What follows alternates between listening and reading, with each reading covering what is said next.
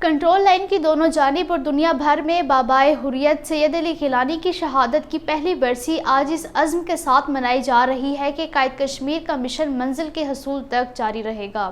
مقبوضہ جموں کشمیر میں بابائے حریت سید علی گیلانی کی شہادت کی پہلی برسی پر آج مکمل تعزیتی ہڑتال ہے۔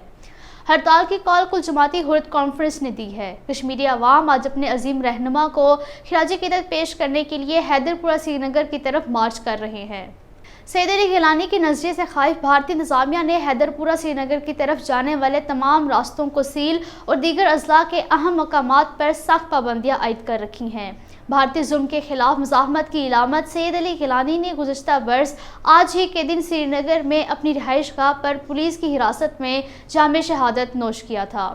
کل جماعتی حریت کانفرنس نے کہا ہے کہ سید علی گیلانی کی زندگی کا واحد مقصد ظالم بھارت کے ناجائز قبضے سے اپنے وطن کو آزاد کروانا تھا۔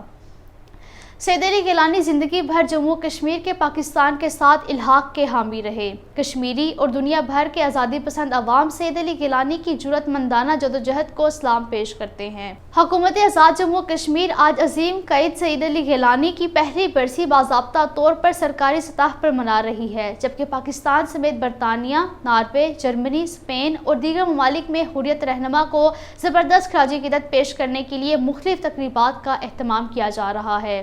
پاکستانی وزیر اعظم شہباز شریف نے تحریک آزادی کشمیر کی علامت سید علی گیلانی کو ان کی شہادت کی پہلی برسی پر خراج عقیدت پیش کرتے ہوئے کہا ہے کہ وہ ایک فرد نہیں تحریک تھے اور ان کی جدوجہد جموں کشمیر کی آزادی کی تحریک کا سنہری باب ہے۔ کشمیری عوام بھارتی تسلط سے مکمل آزادی تک قائد حریت سید علی گیلانی کے راستے پر چلتے رہیں گے۔ دنیا کو نہیں بھولنا چاہیے کہ کشمیری بھی انسان ہیں اور ان کی زندگیاں بھی اہم ہیں۔ محض گزشتہ ماہ اگست میں ہی بھارتی فوجیوں نے 19 کشمیریوں کو شہید کیا ہے۔ یہ اقوام متحدہ کی ذمہ داری ہے کہ وہ مقبوضہ جموں کشمیر میں بھارتی جنگی جرائم کا نوٹس لے اور جموں کشمیر پر اپنی قراردادوں پر عمل درآمد کروائے۔